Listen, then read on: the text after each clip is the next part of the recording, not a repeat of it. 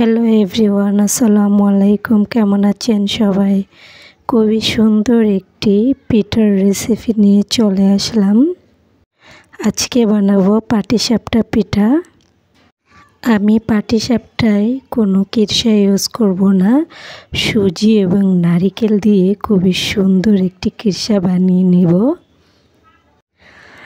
সুজি এবং নারিকেল দিয়ে কিরসা বানিয়ে একবার হলেও এই পাটিসাপটা পিঠার রেসিপিটা আপনারা বাসায় ট্রাই করবেন, দেখবেন খেতে দারুণ লাগবে।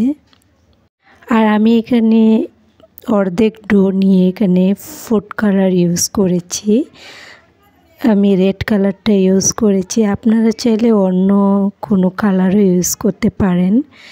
রেড কালারটা দেখতে খুবই সুন্দর লাগে, তাই আমি রেড কালারটা ইউজ করেছি। আর রেড কালার দিয়ে পিঠাটা বানালে অনেক সুন্দর লাগে, দারুণ লাগে দেখতে।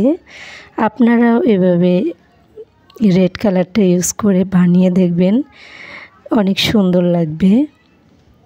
ভিডিওটি যদি ভালো লেগে থাকে প্লিজ কমেন্টে কিন্তু জানাতে ভুলবেন না।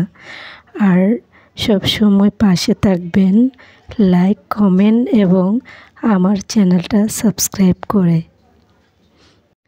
খুদা হাফেজ।